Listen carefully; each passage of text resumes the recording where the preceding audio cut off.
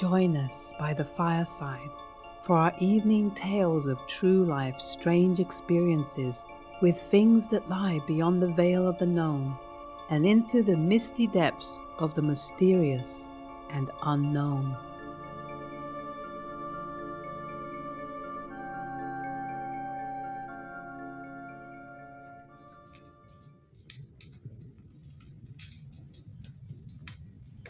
The Invisible Cryptid.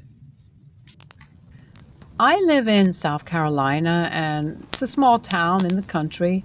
We have about 40 acres, and one of that is cleared, which is where our house is. I'm going to give the layout of my yard first. The house has woods on three sides of it and the road in the front. My yard is a basic square. The woods go up to the road on both sides of my yard. On the right side of the backyard is a street light the electric company put up, so it's not pitch black. It lights up pretty much the whole yard except for one area on the left side. We have an open shed on the left side of the yard, and it does not have walls, just a roof. We keep some equipment in it, and right past this shed is where the light doesn't go. Anyway, I was outside on my back deck a lot, and I've learned to distinguish different animals that I hear walking through the woods, because they will walk into the yard at times.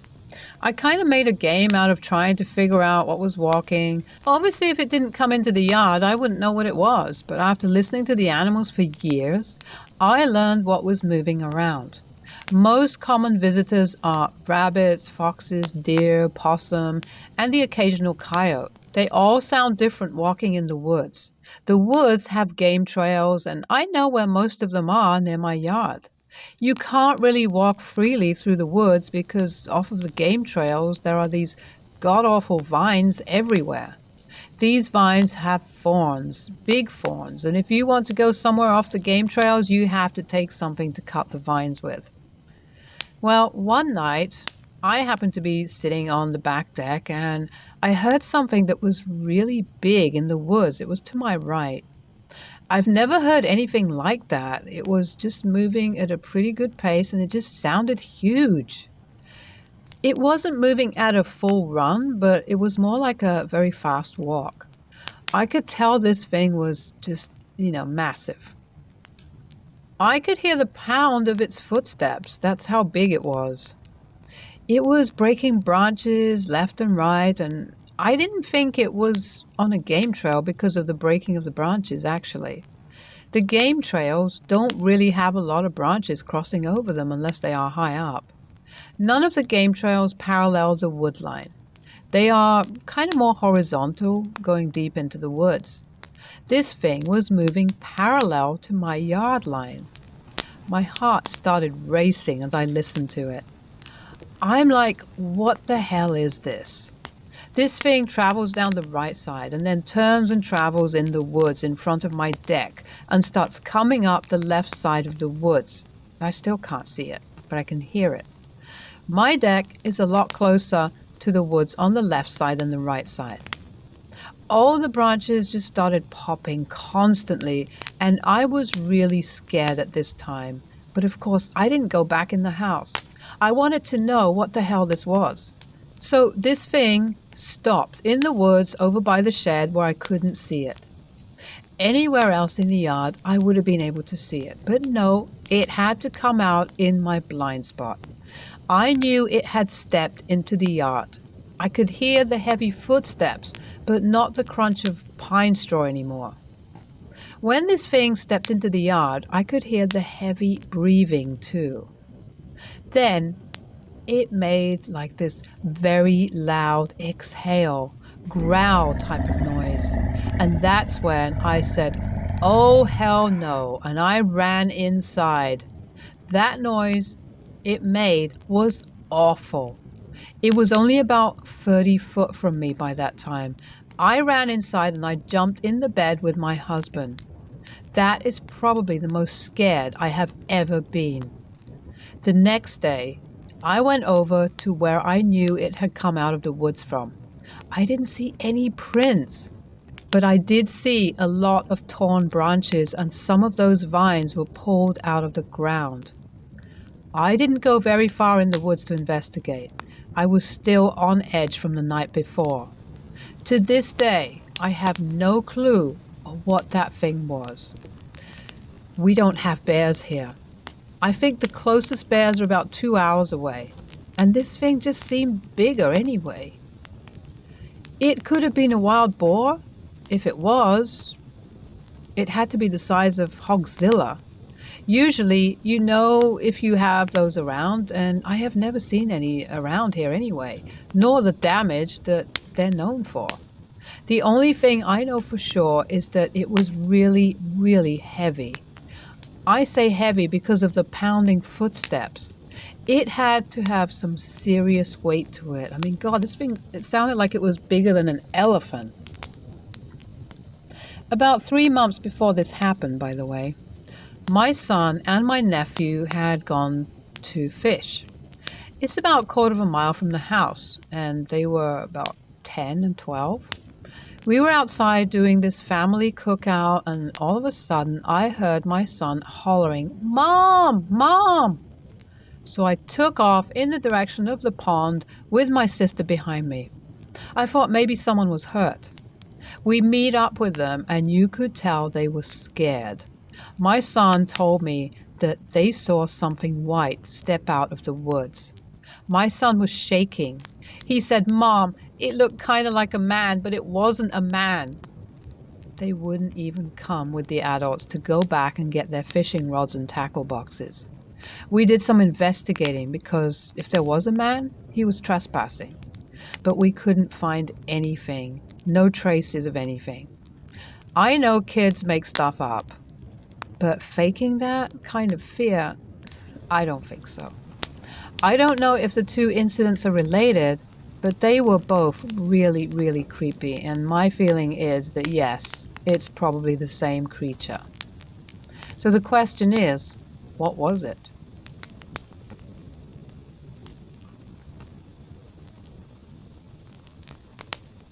Yeah, the question really is, what was this thing? Maybe it was Bigfoot. Some people have seen white ones, apparently, light-colored ones. Hard to say, isn't it? But it sounds like it was pretty massive. I mean, I don't know, by big, I don't know what you mean, whether it really would be the size of an elephant, whatever it was that was in the woods, or, you know, the size of, I don't know, a bear? I have no idea what is meant by very big. But if you could hear the footsteps, then it sounds like it's even something bigger than a Bigfoot. I don't know. Very, very creepy. The man in the suit. Well, this was a really messed up experience that a friend and I had many years ago. It was in a woods near my home. My parents' house that I grew up in was about, a 4 mile area of woods that the Huron River ran through in southeast Michigan. Two of my friends and I one day decided to go out as far as we could and to see if we could make it all the way across this huge, gigantic area of forest, just to see what was on the other side and see where it would end up. Our first day out there, after a couple of hours of wandering around and just checking things out, following the river, we found this really steep hill that the river rats around and thought that it was so scenic and amazing. So we decided to make an awesome fort there for us to, bring friends and to just basically do delinquent teenage things like drink beers and just hang out and fish in the river. After about a month of going there almost every day, and this one time we had this giant fire pit that we had made, and we found all the good fishing spots on the river, and we even made a rope swing and everything. It was one legitimate fort area for us to disappear to with our adolescent ways. Anyway, about a month after adding to the fort almost daily and working on it, so we decided to go across the river and check out what was on the other side and, see what was there over this huge hill. So we ended up going about half a mile or so in that direction. It was closer to sunset by then than we had thought, or maybe we were just aware of it back then and didn't care, I don't know.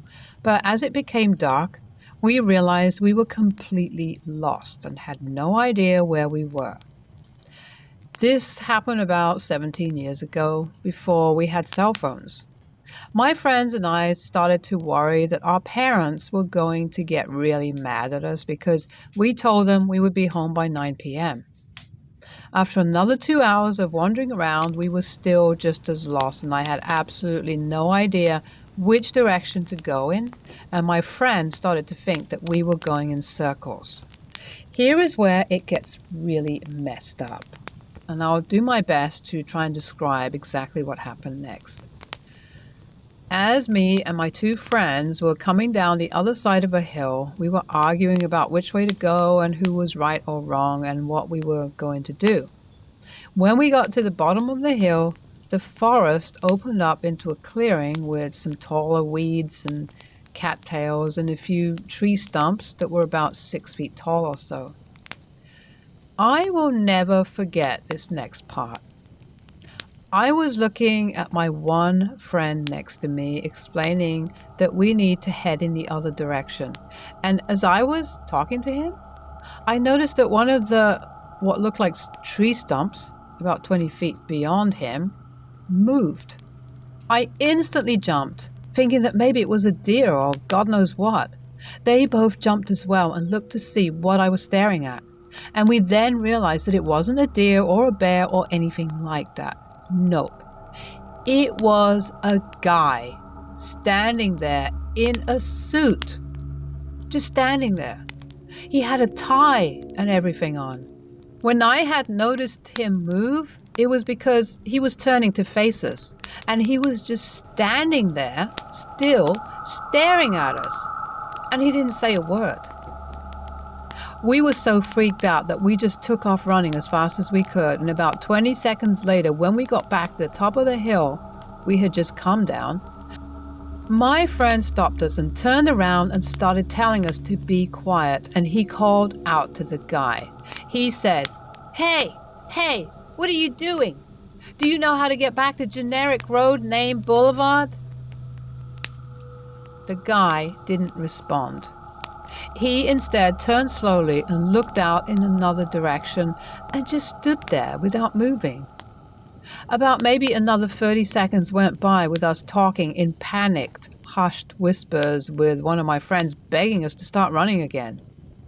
And my friend that was yelling to him and had to stop at decided to try again, and then started yelling at him what the hell he was doing here, dressed like this in the middle of the woods at 11 p.m. at night in the dark. The guy didn't respond. He just stood there. And we were a good distance away from him on the hill now, and my friend went to yell at him again. And as soon as he yelled to him, the guy turned towards us and started off in a dead sprint on an angle that wasn't exactly pointing at us, but more to the side of the hill. We just took off running for our damn lives. We finally found a road about 30 minutes later, and we followed it to a gas station to use their phone to call our parents. We never went that far back into the woods again for a few years, but one time in our senior year of high school, we did venture out to our old fort, and I would be lying if I said we weren't nervous and a little spooked because of what had happened years earlier when we were there. My two friends have different theories about what happened that night. One of them thinks it was a dead guy or supernatural stuff because there was a lot of Mafia type of activity in our area back during Prohibition. And there was an old rusted out truck in the river that had what could only be bullet holes in it. On the edge of the giant area of woods, there was a building that used to be a speakeasy. He thinks that it was some kind of Mafia ghost or something. But to be honest, it was dark and I couldn't tell what kind of suit he had on or if it fit that time period. My other friend thinks that maybe it was just some weirdo that was a couple of miles out into the woods by himself at night, was maybe on drugs. That definitely sounds like something supernatural and very likely to be to do with the whatever trauma happened in that area due to the mafia's activities, way back in that time, especially if you saw the car, which had the bullet holes in it. It sounds like there was some violence there, so that would certainly make sense. So it's either that or there is some weird guy, mentally ill guy, who just decided to go out there and just hang out in the woods in the dark. I mean, who knows? That's also a possibility. It's hard to say, but it's certainly scary either way. Some creepy experiences with the paranormal. I have some experiences with the paranormal that I wanted to share. Just, a bunch of short stories, really. The first one was one day when my brother and I were making the bed upstairs, and there was nothing there. I pulled the blankets off the bed, and I set the blanket down by the foot of the bed, and I pulled it all the way to the headboard. And as the blanket settled down, all of a sudden, there was this full human figure under the blanket. I could see every part of the body so clearly. You could even hear deep breathing. I pulled the blanket back over and nothing was there. I put the blanket back, terrified. I mean, my hands were shaking, but I had to just keep doing this just to tell myself I wasn't crazy. And so I put this blanket back up again, and there was this body again. And at that point, I did not want to pull the blanket back down to check if there was anything there. We just ran out screaming our heads off. You could hear people pacing up and down the staircase at night in that place. That house, interestingly enough, it later burnt down right after we moved out. Another one of these scary experiences happened at the main house that I lived in. We had motion sensors, lights outside our garage. My bedroom faced the garage, and I had the shades pulled, and I'd lay in bed, and all the time these lights would go off. I always figured it was a cat or whatever, till one night there was this silhouette of a person right in front of the window. So I pulled the shade back just a little bit, nothing there. The shadow stayed there all night. Another time, same bedroom, I kept hearing this digging at the wall, and it terrified me. And I kept my eyes closed. I was so scared. When I woke up in the morning, I saw that there were 3 claw marks under the wallpaper. The wallpaper was completely intact, but you could see the impression underneath. It looked like that Monster Energy logo thing. It was just these scratches. That's it. And round about that time, I also kept having a reoccurring nightmare. In this nightmare, I would walk out of my room and down the hallway, and at the end, there was this front room that never got used. And there was a chair in the darkest corner of the room. It was a recliner. On this recliner, there would always be this tall silhouette of a man sitting, watching me. One night, I woke up with a cramp, and the cramp was so bad that I was crawling along to get to my grandparents' room. And while I was awake, I saw that silhouette in the chair in real life. I was so horrified. I was just shaking, but this pain was so unbearable that I literally had to crawl past this thing. I know I was awake because I had to go to the hospital and get treated for a fractured femur from the cramp. A couple of years later, I found out that I slept-walked all the time. So I have no idea how many times I saw it while I was awake thinking I was asleep. I think I brought a lot of this on myself because, in actual fact, when I was a kid, I played around with magic. I was a pretty lonely kid, and I saw a couple of people die when I was a kid, so I tried to contact the dead. Back when the internet was still new, I would do a lot of spells and incantations and circles that I found on the internet in the tool shed. None of it seemed like it was working until one day the electric lock on the shed just stopped working, and I was trapped in there. I felt dumb because it didn't seem like any of the stuff worked. So, in my anger, I started insulting the spirits, and that's when I was locked in for a couple of hours. It never happened since or before that moment. Another time, my grandma, as she started to get dementia, she would call me in to the family room to see her. She'd always tell me about the little girl and the little boy who'd always sit with her. She pointed to the love seat where they'd always sit, and the weird thing was that we had two dogs and two cats who would never sit there in that particular spot, no matter what. They always avoided it like the plague, and they would sit anywhere else except there.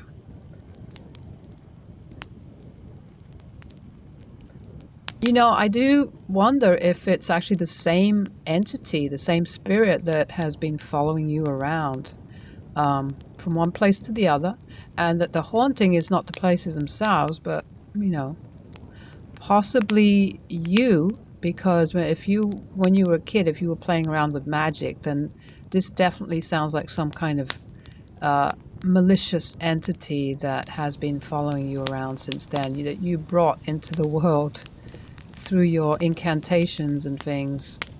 Um, and now it's basically haunting you. And yeah, that's pretty scary and very dangerous.